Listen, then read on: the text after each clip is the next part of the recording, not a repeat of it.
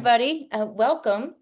Clearly, I'm not Amy Willis, but a lot of you know me, Alice Temnick. I'm standing in for Amy today, and I'm excited to get us started here. I want to take a brief minute about what's coming up and a quick mention, too, of our guest today. So everyone should have received by now, if you're part of next month's discussion, Pete Boettke's very own Living Economics. I have been a fan favorite of this one for a long time, especially the very beginning. We'll get to talk about that, I'm sure.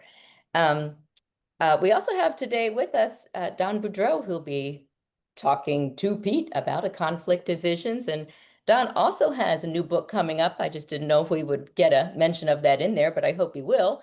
The Triumph of Economic Freedom. And I hear it's going to bust a bunch of myths, which is something that Don regularly does.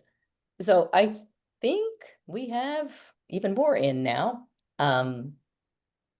Shelley, I'm still seeing some people in that waiting room, if you can hit that. And Pete, let's turn it over to you to get started. All right. Thank you very much, Alice. I greatly, appreciate the plug, both for my own book for next month and for Don's. I am going to mention Don's book because I hope that we have Don come back on the show and that we do a no due date for that book as well. But today we're talking, as you mentioned, about Thomas Sowell's Conflict of Visions, which was, I mean, Sowell has written, I think Don and I would agree with this, that Thomas Sowell's most thorough economics book is a book called Knowledge and Decisions in terms of theory of economics. But Thomas Sowell is one of the great writers of economics in the 20th century, right up there with Milton Friedman, and in terms of describing the power of markets and to address social problems as well. And one of this book, A Conflict of Visions, was a kind of way in which, as you know, he categorized the intellectual scene basically to think about the world as as an economist would think about it, and the world that it's not. And so I have no better person to talk to about that than Don Boudreaux. Don is the Martha and Nelson Gitchell Chair of Free Study of Free Market Capitalism at the Mercatus Center. He's a professor of in the economics department here.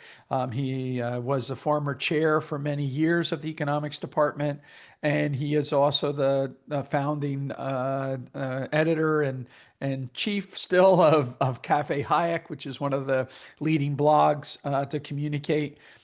Don himself is an author of numerous books and articles about Hayek, about the power of the market, the tyranny of controls, the benefit to humanity from free trade and the intellectual international division of labor.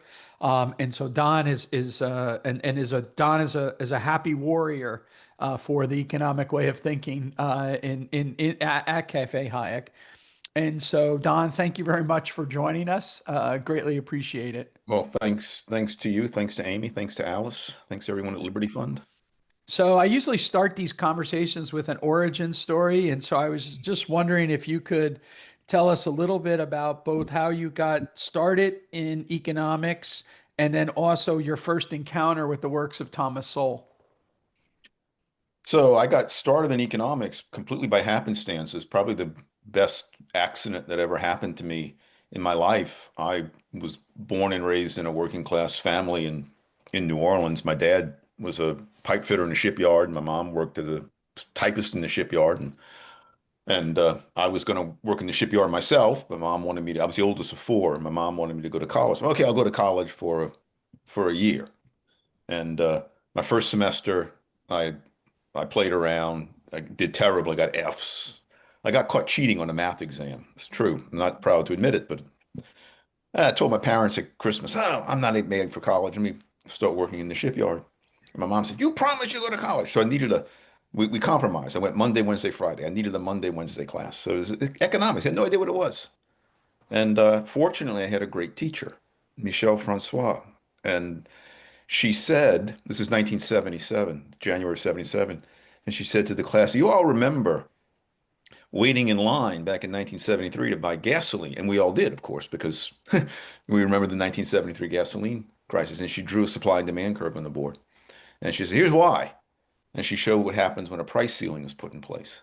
Yeah. And I remember that date, that's the born again date in my life. I remember coming out of, almost literally coming out of my seat thinking, wow, all those other explanations that I heard for why we were waiting in line, running out of gas, the oil companies got greedy. This makes so much more sense. And fortunately, and this speaks to Liberty Fund, fortunately, I was at a little school no one ever heard of called Nicholls State University. And I had this great first economics teacher. There was someone else there, a guy named Bill Field, who was very much into Hayek and Friedman. And he had a Liberty Fund catalog. And this is just at the time Liberty Fund is beginning to publish uh, books. And one of the first books I read was Ben Rogie, the Liberty Fund edition of Ben Rogie's Can Capitalism Survive, which is a collection of Ben Rogie's Yeah. essays. And just the clarity of it all. And so it was a combination of just good professors, committed professors, and I can't not admit it, just dumb good luck on Yeah. my part. But it's all worked out reasonably well. And how about when you first Oh, came oh, across Thomas Sowell's works? my the first time I heard of Thomas Sowell, the first book I read by Sowell was his doctoral. Well, I don't think it was his doctoral dissertation. It was a book he wrote when he was still doing pure economics. It's called Classical Economics Reconsidered. Oh yeah. Uh-huh. Yeah. And by my junior year in college, I was just as much as I could, I was just scarfing up as much good economics as I could afford to buy. And I used to subscribe to the Laissez-Faire Books catalog Yeah. long before Amazon. And so I would look through the Laissez-Faire Books catalog. Oh, there's Thomas Sowell. I don't know who Thomas Sowell was, but the Laissez-Faire Books catalog recommended Thomas Sowell, Classical Economics Reconsidered. I love economics. Let me order that. And so I ordered it. Several weeks later, the U.S. mail service finally brought it. And that's the first book I read by Sowell. And it wasn't until probably a year or so later that I had any idea really who Sowell was. I think I first became fully aware of him by seeing him on Milton Friedman's Free to Choose Yeah. series, which aired in early 1980 on PBS. And then when I was in graduate school at NYU during my first year, that's the year Knowledge and Decisions came out. And so I remember buying physically at the Laissez-Faire bookstore then on Mercer Street in Manhattan. I bought Knowledge and Decisions, and it just blew me away.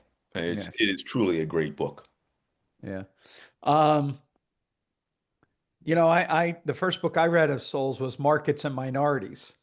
And so I knew him as a kind of we might loosely call an applied micro guy that was applied to doing labor economics. And he just had these brilliant insights about the nature of, of markets. And one of the compelling things there was to compare and contrast the ethnic groups for those who decided to integrate into the US economy via markets and those who tried to get political power and what the consequences of that were for their later economic development and whatnot. It was quite fascinating story that he told. But again, like you were saying with Ben Rogie, there was always a clarity in the way he writes, which sort of, I guess, called him to move from pure economics into a more broader audience because he could reach that audience where many of us can't. Yeah. When you read Conflict of Visions for the first time, did you read Soul? Like when you read it, did it describe to you how the intellectuals around you could be divided up? Like it was a good characterization. There's those who believe in unconstrained and those who believe in constrained world, or yeah, Yeah, it spoke to me immediately. That book came out in 1987, and I read it soon after it came out.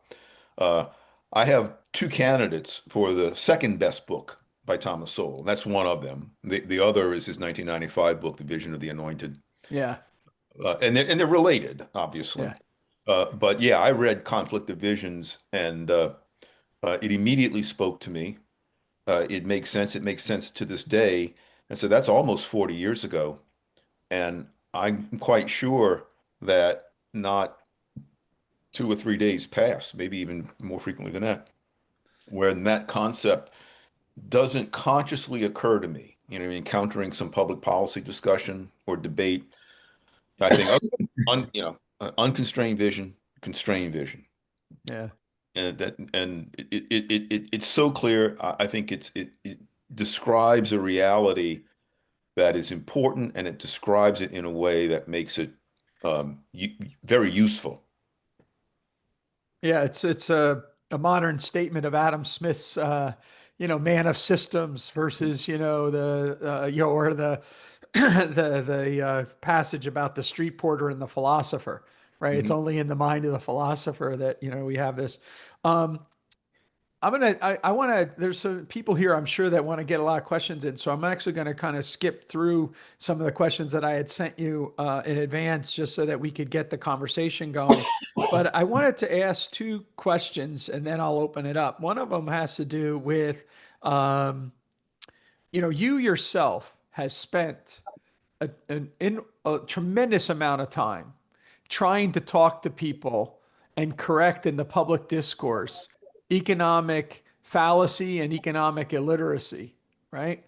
Um, in many ways, is it that every time you address that, you're addressing most of the criticisms come from the idea of people not thinking in terms of scarcity and trade-off and therefore constraints? Yeah. And or is there something more that blocks people's understanding of economics, do you think?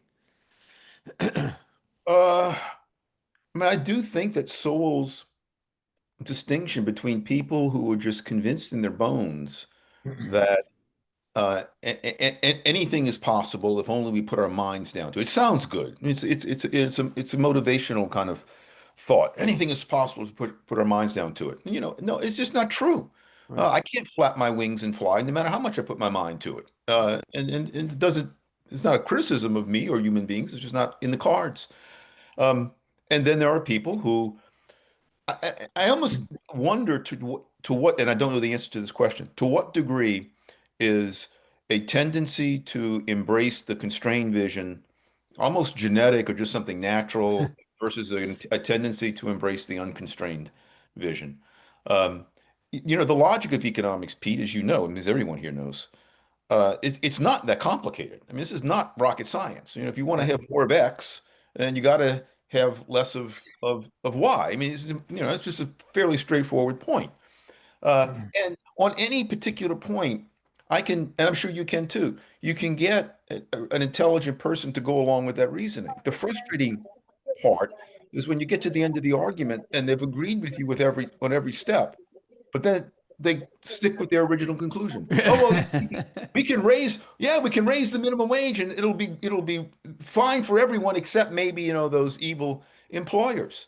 Um, uh, I think most I don't fully agree with Milton Friedman that the only difference separating the only reason we disagree amongst ourselves is that we have different understandings of the way the world works, just a disagreement over the operation of means as opposed to ends. I do think there are some disagreements over fundamental ends, but I think it's largely correct. Most of the arguments that I see, that you see, that we all see in favor of this intervention, that tax hike, this tariff, they all trace back to someone failing to understand the full economic consequences. Yeah. And by the internal logic of the argument that these people make, if they would come to understand these complete set of consequences, they would reject the argument. But because they have the unconstrained view, there's something about it. They say, no, no, no, it must be possible in this world of ours to have more X and more Y, if only we put our minds to it. Yeah. It's just not true. I think that a couple of, again, going back to the clarity of Sowell's exposition, a couple of his you know, phrases are quite telling, right? Reality is not optional. Yeah. That goes back to your point before. But again, the one I think that's the hardest for people to swallow is that there are no solutions. There's only trade-offs. Yeah. And that's such a, I mean, the way we translate that into economistic talk is that the optimal amount of zero is not, the optimal amount of anything is not zero, right? And, and so people get freaked out about that. But I wanted to turn in my last question to your new book. So, congratulations, first off, on the new book, The Triumph of Economic Freedom. As I said, I hope that we'll have you on, maybe with Phil Graham, to talk about the book and but if you could tell us a little bit about the book, but also I was wondering if you could maybe relate how the argument in your book addresses a fundamental insight of Sowell's. Again, this clarity of exposition, where he says that the first rule of economics is that we live in a world of scarcity. The first rule of politics: deny scarcity. Is to reject the first rule of economics. Yes, right. And given that you're dealing with the relationship between economics and politics and policy kind of discussions in there and blowing up myths, I was wondering if you could just elaborate a little bit about the book and its relationship, if you see it at all, with regard to Sowell's work. So this wasn't planned, but in the introduction to the book, and this was Phil Graham's idea, not mine, but I think it works. We actually cite Sowell. Sowell might, I'm not sure this is the case. He might be the very first person that we actually cite in the book. He's mentioned in the introduction to the book, and not just Sowell, a conflict of visions. Yeah. The visions, and the way we use it in the book is, one vision is that. We use the language. One vision is that our past in America and in the industrial society writ large is one of horror. We had the Industrial Revolution, which was terrible. Then we had the robber baron era, which was terrible. And then, my gosh, we get the Great Depression, which is terrible. And we get the Great Recession, which was bad. We get the hollowing out of American industry when we embrace free trade, which is terrible. It's just been one series of calamities after another. And that's one vision.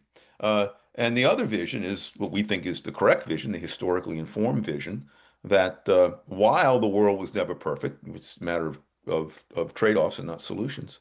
If you get the past straight, look at the basic outline of history factually, we discover that the Industrial Revolution did not enrich just the factory owners. It also enriched the workers. That was true in Yeah. Great Britain. It was true in America. The Great Recession, I'm assuming the Great Depression, was not a failure of capitalism. If anything, it was a failure of government. The Great Recession was not due to deregulation and greed. It was due to failed government policy. There hasn't even been a hollowing out of America's industrial base, as people constantly say today. That's just factually incorrect. People keep repeating it as a justification for raising tariffs.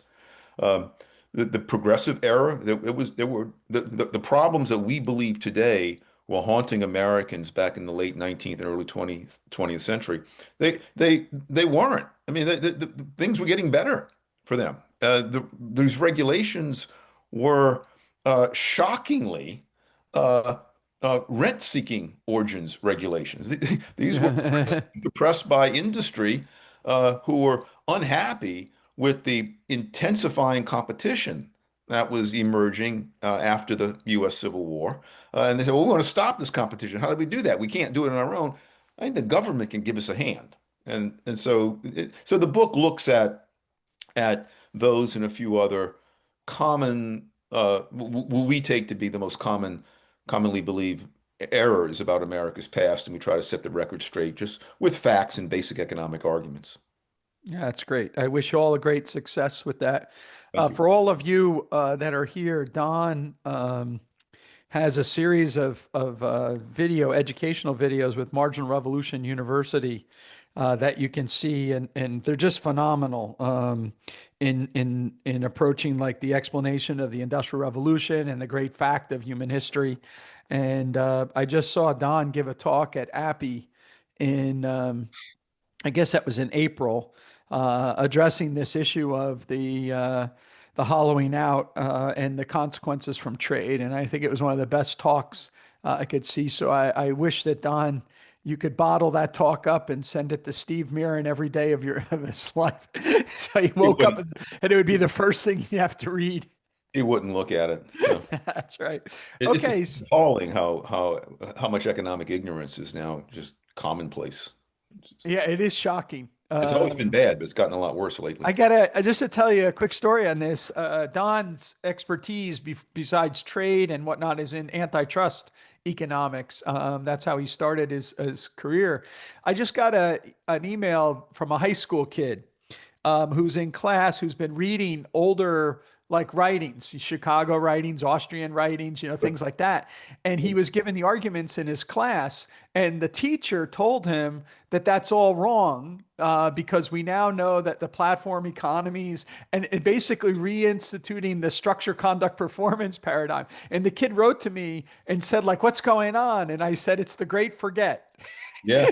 Yeah. Between 1950 and 1980, we made tremendous progress. That coasted for a while, but starting in the 2000s, we started to forget. And we're all the way back to 1940s understanding of industrial organization, which is a disaster. And Yeah. the kid just wrote back, said, thank you. That Yeah. was it. Well, But those of us who've gone into economic education and we have made a very wise choice. There will never be a lack of demand for at least a lack of need for what we yeah, do. Yeah. yeah. Anyway. Well, that fits with Sowell's two things, right? Yeah. Which is, economists recognize trade-offs. Others say there is no trade-off. We just do what we want to achieve, right? So, all right. So I would like to open it up for everyone here. If we lag at all, I'll have some more questions to ask Don. But why don't we start asking about Sowell's book and let Don talk about that and the insights from that. So just use the raise hand function and jump in. Who's gonna? So is anyone? I'll moderate. Yeah. Okay. Okay.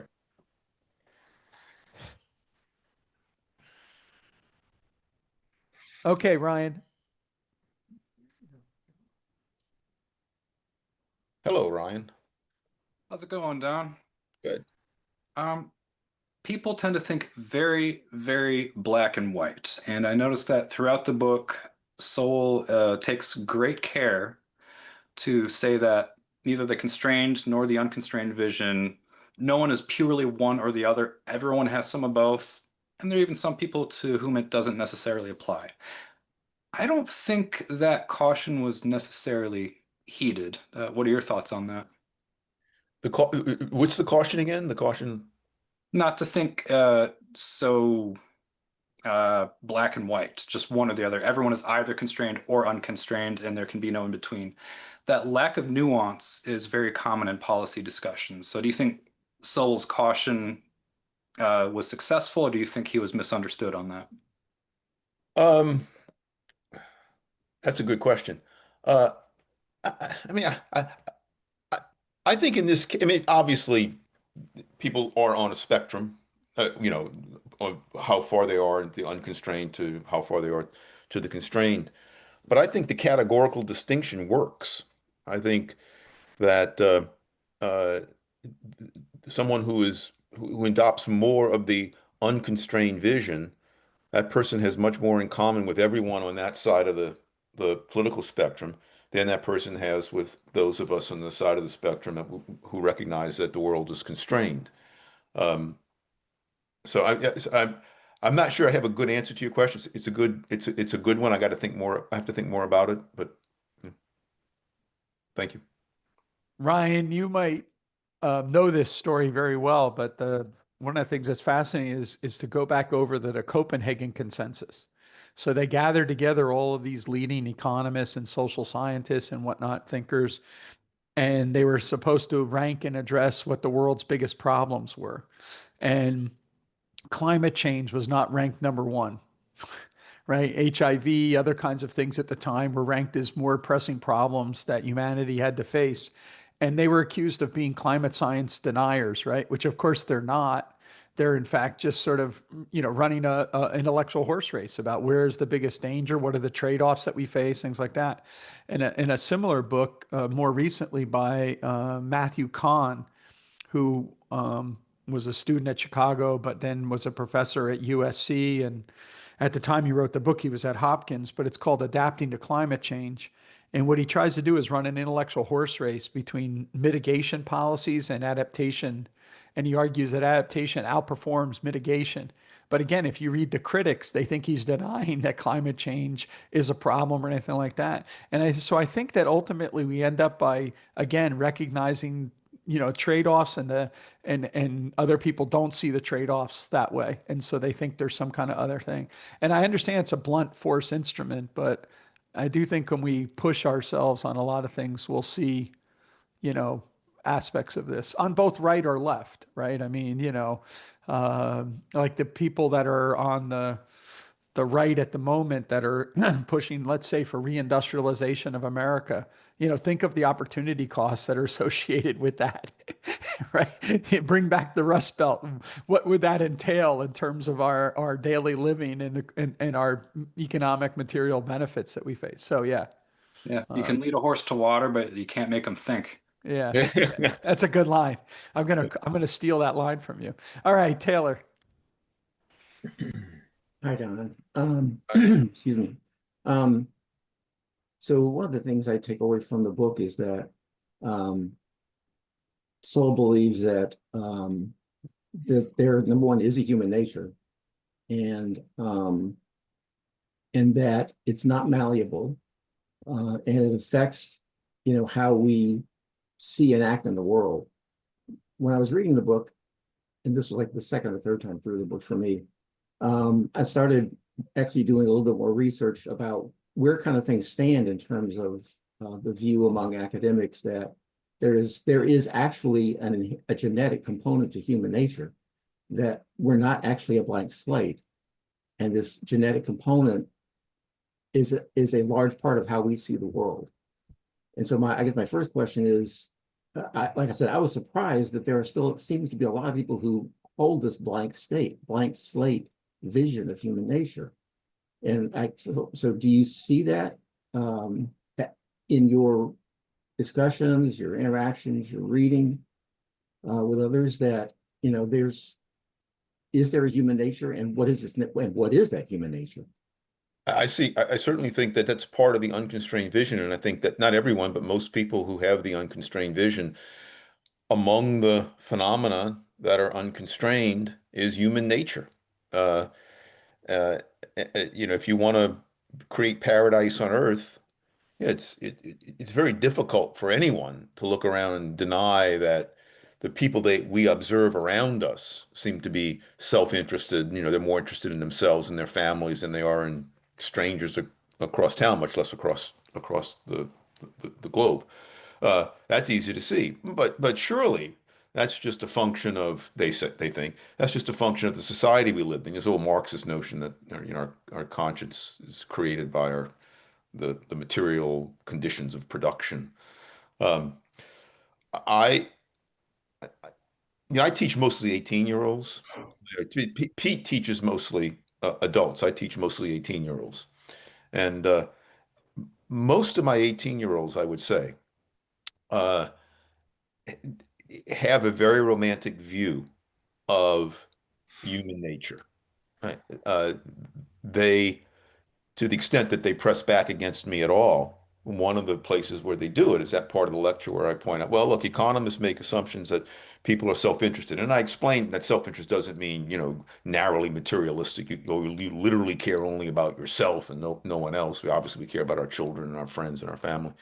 Um, but, they seem to be, these 18-year-olds seem to be bothered if I say, look, it's just an empirical fact that we care more about ourselves and our neighbors and the people we know than we care about strangers. And they don't want to believe that. They want to think that it's possible that we can all love each other in the same way that you can love strangers with the same intensity and depth and commitment that you love your children or your parents. I think it's ridiculous. I don't say to them, I think you're ridiculous, but it's a not a universal, maybe not even a majority viewpoint among my 18-year-olds, but it's a common enough viewpoint that it comes up every semester when I teach this um, uneasiness to learn that we humans are mortal and that our affections, like most things in the world, are scarce. and Yeah. hence have to be rationed appropriately. Yeah. Uh, Yeah. A quick follow-up. they're more offended by that, or more bothered by that than they are by saying, well, uh, iron ore is scarce, and that doesn't bother them. But our affections and ability to care about other human beings, that too is limited in supply. That they want to push back against. Do you think that just a quick follow-up, do you think that comes from living in Hayek's like microcosm as opposed to the Great Society or the macro society? Ironically, I think so. You might say, well, I think the answer to your question is unambiguously yes.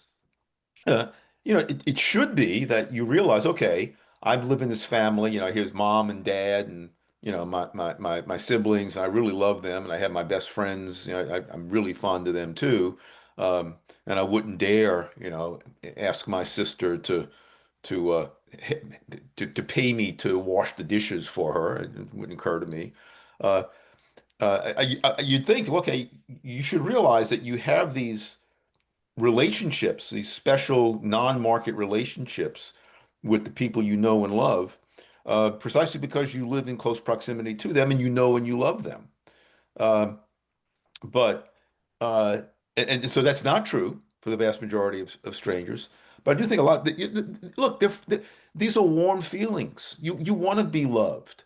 You want people to love. You want to believe that there are people out there who are going to take care of you no matter what you do for them in exchange. You don't want the whole world to be a world of cold commercial cash transactions.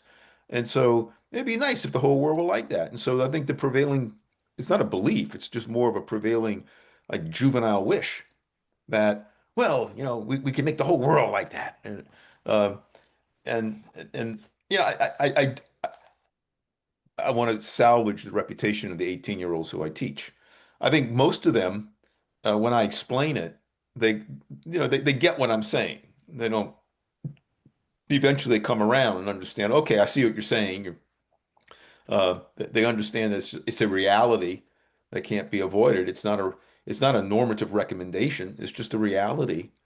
But it is the desire to live in a world in which there's universal love, whatever that would mean, um, is runs deeply in a lot of people. And I do think it does come from the warm sensations, the warm affections we feel when we are around people we know and love.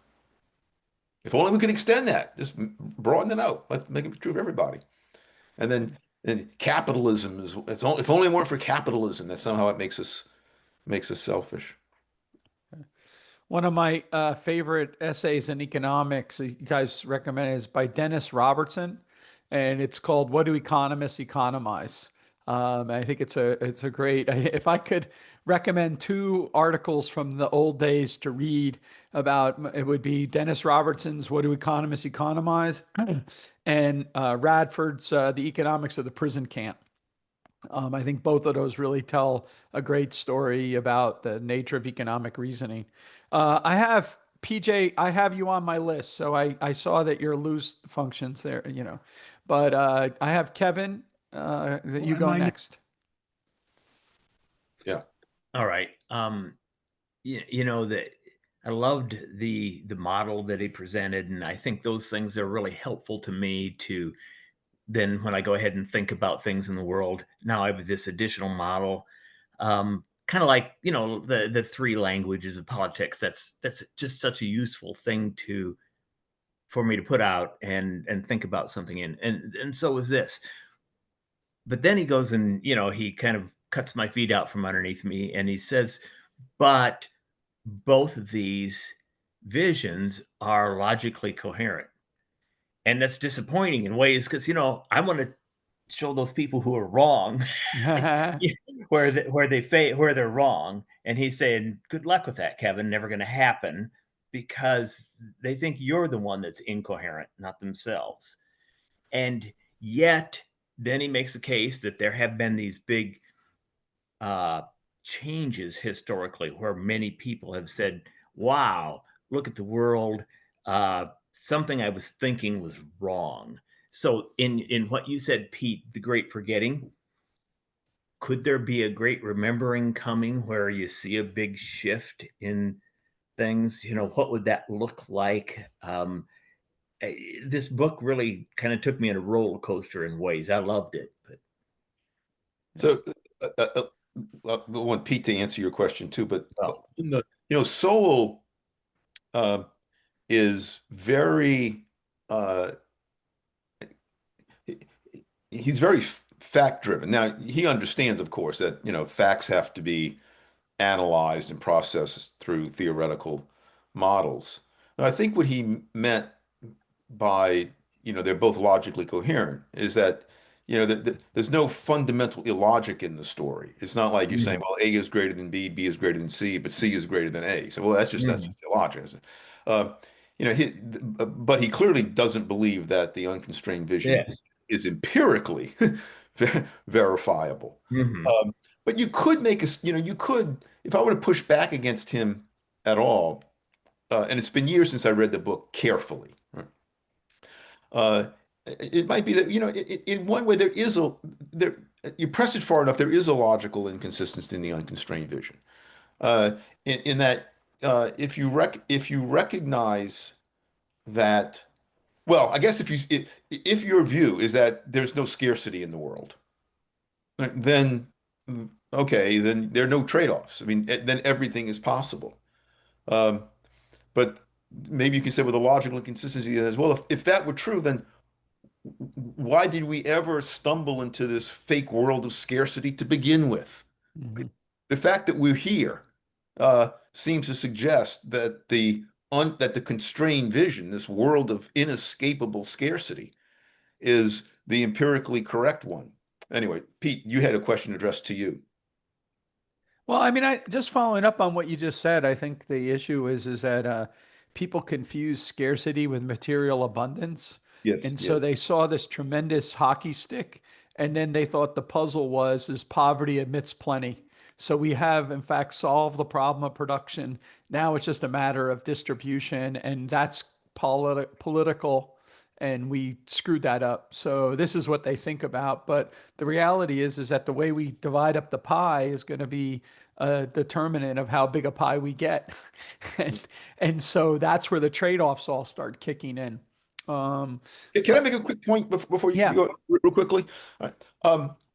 The standard economic explanation for government intervention is market failure. Well, markets work, but they're not perfect, and when markets fail, governments ride to the rescue. Well, there's whole public choice problems with that, but put the public choice problems aside. I have a very different understanding of why governments intervene. I think governments intervene largely because of market success. The market is so quiet, so astonishingly effective at churning out goods and services. It's so amazingly resilient. It performs silently. Our standards of living seem to rise automatically. We don't see the effort and the creativity and the risk taking and the losses often that go into making it. And so precisely because the market is so effective, we get, just looking at it from our vantage point, I don't mean our Liberty Fund type people vantage point. I just mean ordinary members of modern society's vantage point. It looks like this automatic process. It just churns things out as if it's a rule of nature, like it's kudzu that grows on in the southern pines. And it's not, of course.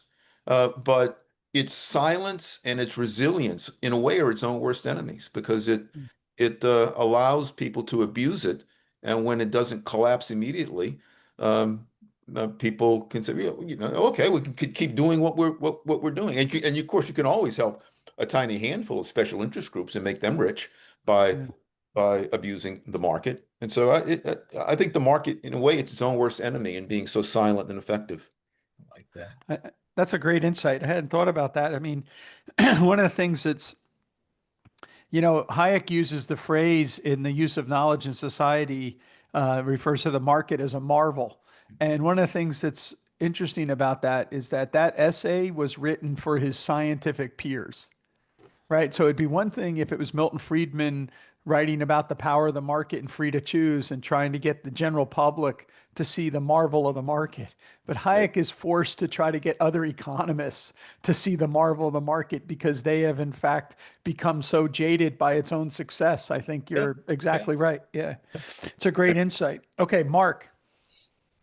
Don, you had brought up Ben Rogie, and just an aside that rumor was that Rogie was working on a book, Economics of Race, and he decided that when he had a lot of the stuff collected that he wasn't the man to do that. And he had given his notes and everything on that to Thomas Sowell at that time. Oh.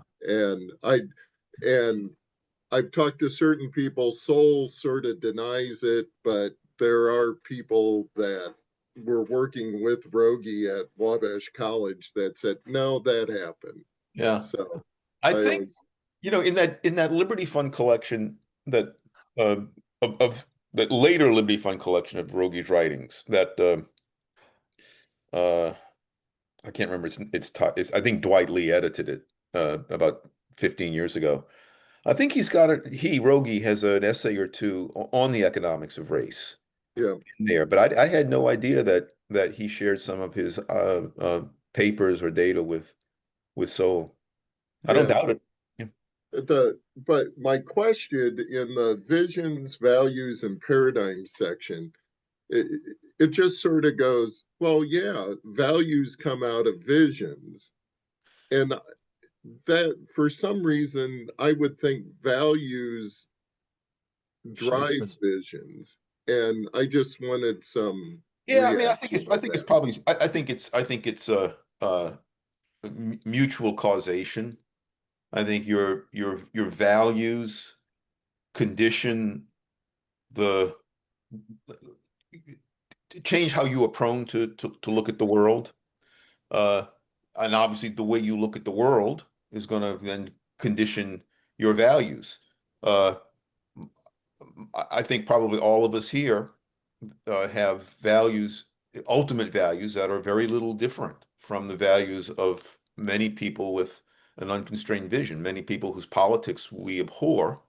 But if we somehow both understood the world in the same way, we would come to the same conclusions about most policies.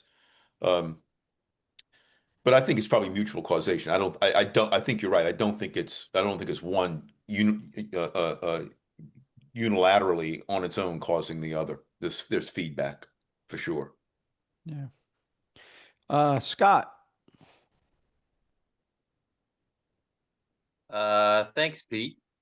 I have to say, this is a good day having Don Boudreaux and Pete Boettke on the same phone call. You guys are great. Thank you. Two quick comments. Thomas Sowell is definitely high on my list. I actually thought that Conflict of Visions was my favorite book, period, definitely of Sowell's. But I actually read also during the last month Wealth, Poverty, and Politics, and I highly recommend that one too. That's really excellent. Yeah, 2016 came out. Yeah. My question is related to kind of my mental model related to liberty, and I posted into the chat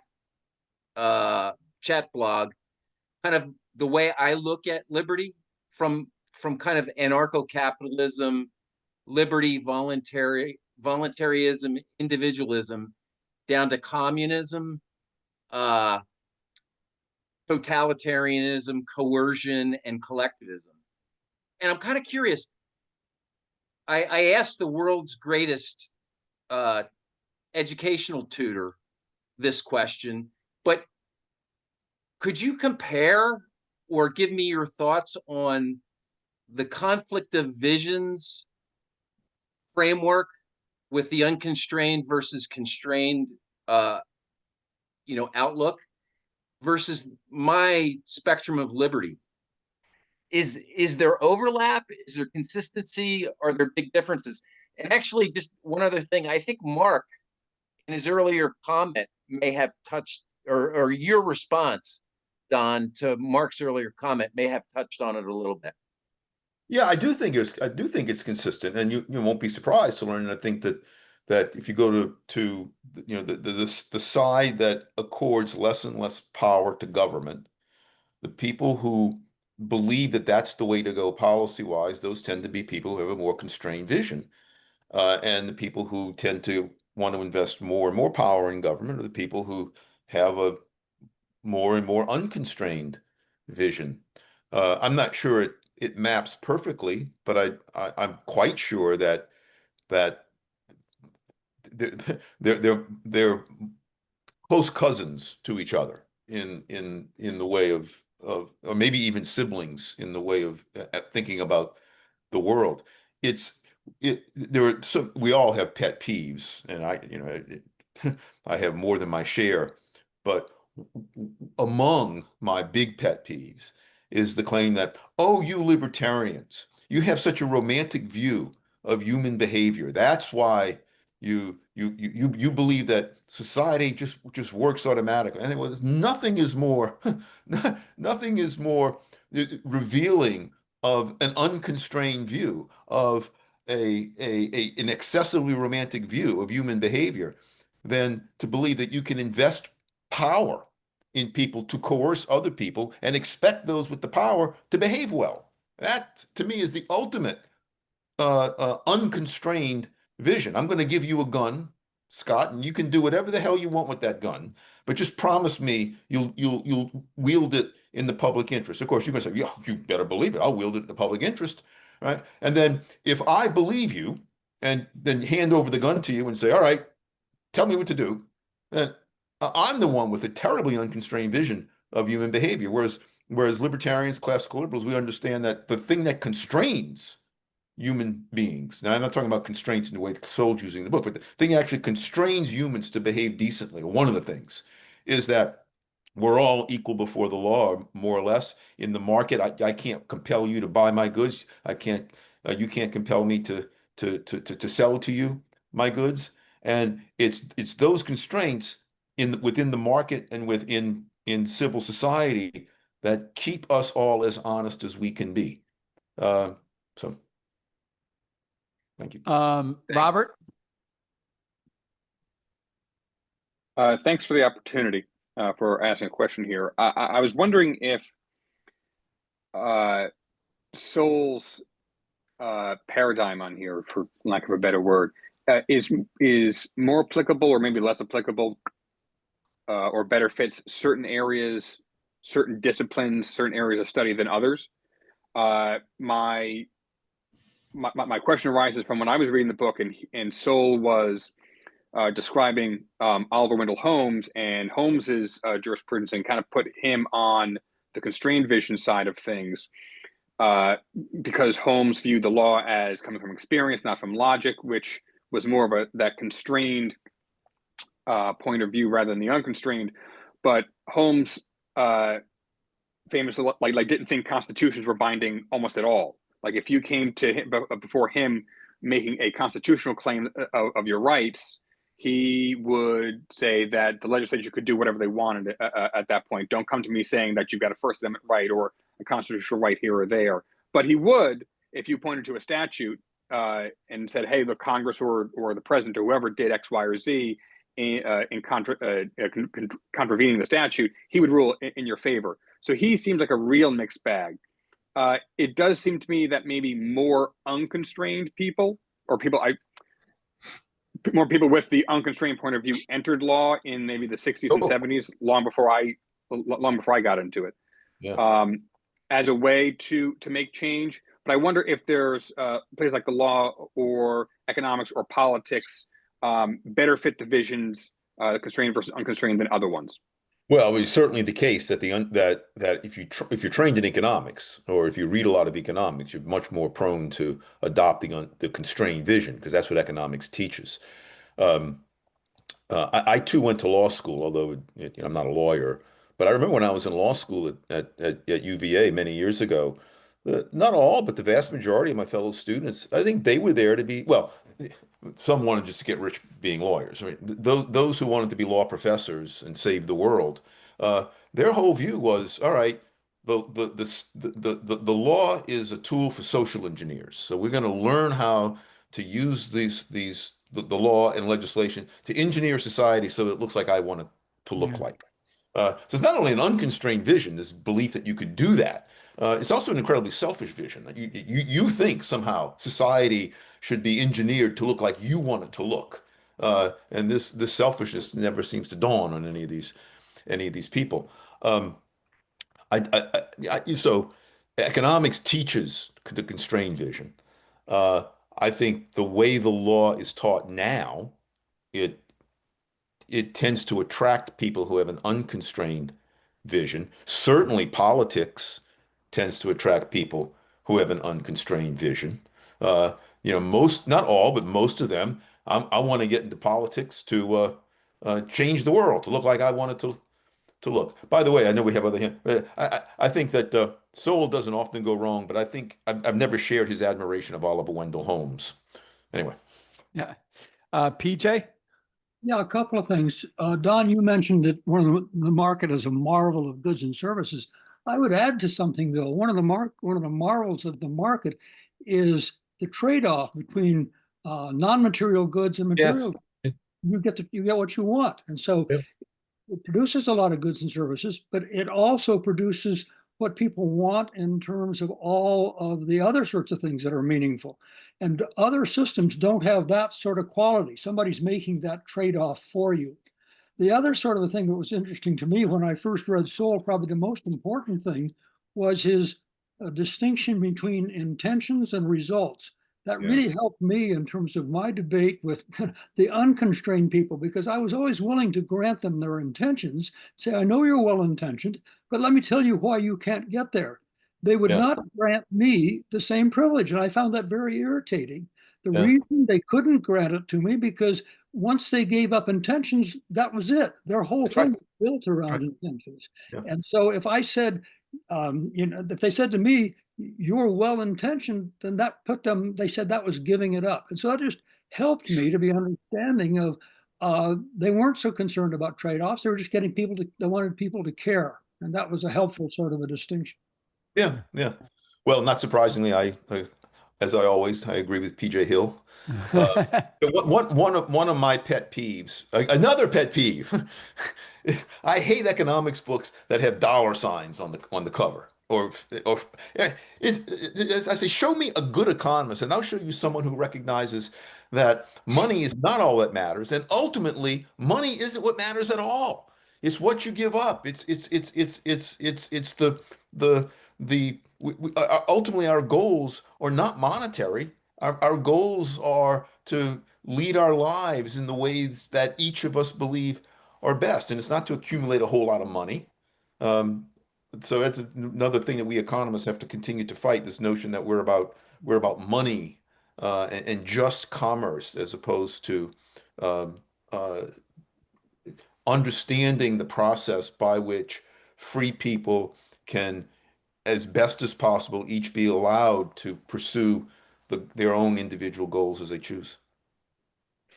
I'm always, by what PJ's comment reminded me of this great book by John Mueller called Capitalism, Democracy, and Ralph's Pretty Good Grocery, because he lays out how what a free society allows us to do is basically choose between these various bundles as opposed to having choices imposed on us. And when we do it, we live actually, like it's pretty good society, and like I was at a conference once where someone was pushing him about like trading off to save the world. He says, in a free society, no one's preventing you from living in a mud hut. Yeah. The only reason why you're not living in a mud hut is because you chose not to live in a mud hut. If you want to go back and live like in 19th century, like go ahead and do it. Yeah. It's great. But the other thing I want to do before we run out of time is I wanted to two more hands up, I think. Yeah, I wanted to point out that Don and I probably share a particular appreciation for a passage from Sowell, which is the last paragraph of Knowledge and Decisions. Oh, I love it. I love it. Because emphasis there is precisely on uh, empowering ordinary people as opposed to expecting good things to only come from extraordinary people that you empower. So instead, it's giving ordinary people freedom that gives us the tremendous growth. It Yeah. may be my favorite quotation of all time, and I remember it. Yeah. Freedom is not simply the right of intellectuals to circulate their merchandise. It is above all the right of the ability of ordinary people to find elbow room for themselves and a refuge from the rampaging presumptions of their betters. Yeah. Yeah. This is beautiful. All right. So Alice, I'm going to give you the priority. Taylor, if we have time, we'll come back to you. But go ahead, Alice. Oh, and being the timekeeper, I'll try to be quick there. Yeah. This is my most used of all of the Thomas Sowell books, the Basic Economics. I also It's a bestseller. Yeah. and the Citizen's Guide too is the shorter version. Excellent. So Don, it was a question that Pete asked you earlier, and I guess I want to press it further with a specific question about free trade. Certainly something you have been, if not a happy warrior for always, certainly a dogged one. Cafe Hayek has been invaluable to so many of us. Disregarding current shenanigans of punitive, arbitrary tariffs and silliness on student visas, et cetera, what have you found to be, could we call it sophisticated theories of protectionism? And where would they fall under, particularly in the last chapter here of Sowell, of evasion of evidence, of strictly just misunderstanding, of I'm doubting, you'll say falsifying information, because I'm talking about your intelligent conversations with thinking people, or just unsupported assertions. What do you run up against the most in discussions that are not straight up with politicians in regard to protectionist support? So the easiest argument against protectionism, you won't be Y'all surprised, still worn out? is national security. There's something. I think someone needs to mute their sound. Yeah, is national security, and Adam Smith, of course, has famously accepted national security to the case for unilateral free trade. That's the big one. The other one is, well, maybe and I don't think it's anywhere nearly as strong as national security could potentially be, but it's there are externalities in certain industries, and so if we have free trade, we won't our consumer electronics industry, just to pick an example, won't grow as much, and that industry, if it's allowed to grow, throws off all sorts of good benefits to surrounding industries that the decision makers in those industries don't take account of. They are externalities, and so we should protect with tariffs that industry so that we can get these externalities. I think the national security argument is much overplayed. I think this latter argument is ultimately not sound, but it's not incredible. It's one that deserves to be taken with respect. Most of the arguments given now, as you suggest, they're just silly. They're just downright wrong. They're childish and juvenile. But those are the two. Taylor, we have 2 minutes. Quick. We talked a little earlier about one thing I keep wrestling with is if the constrained vision seems so demonstrably and empirically true, where does the unconstrained vision come from? And part of it is, we talked about, the microcosm and Hayek and Great Society. How much of it, when you look at your 18-year-old students, how much of it comes from the education they've received before they get to college? And it's not so much that they're not taught economics, but they're not taught civics, and they're not taught kind of like what the foundational arguments are while we have separation of powers and federalism and government and all that kind of thing. Yeah, the United States doesn't have enough Alice Temniks, really good people teaching, not just teaching economics, but just teaching, I think, at the pre-collegiate level. Heck, we don't have enough good people teaching at the collegiate level. But I think it comes from, I think that's part of it, Taylor, that there's a problem with the education system. I think is a problem. The problem that I mentioned earlier, the market is just so good and so resilient and so silent at doing what at doing what it does that it's too easy to take for granted. It looks automatic. And finally, two other things, just basic economic ignorance. Just people just don't know economics. They don't think about economics deeply enough. Not that it takes a lot of deep thought, but they have to think about it a little bit. And lastly, hope. This is the unconstrained vision part. I think a lot of people are just so committed. They just so desperately want there to be a Santa Claus. They so desperately want the world to be one where we can have more of everything all at the same time. We can get rid of all suffering. It's all solutions and no trade-offs. And we are so rich that that kind of childish hope is appealing to a lot of adults, and it's unfortunate. Again, I think the market is its own worst enemy because it works so well. Yeah. All right, Don, that's a brilliant insight to end on. I want to thank you so much for taking the time to talk with our group today, and to all of you for continuing to keep up with the No Due Date reading group and tackling these books. Thomas Sowell's just a really great writer, and still at 94 or whatever age is he 95 at the end of this 95, he's still out there as fighting the good fight. So it's pretty amazing. So keep looking for him on those interviews on Uncommon Knowledge, and keep reading what he puts out. And maybe we'll address your issue, Taylor. We'll improve the education across the country. So anyway, I will talk to everyone next month. Alice or Shelley, do you have any final words? Just a quick thank you to everyone, and Don and Pete and Shelley will send out that chat list of quite a few publications that have been recorded here during our conversation. Thanks, everyone. Thank All right, you. have a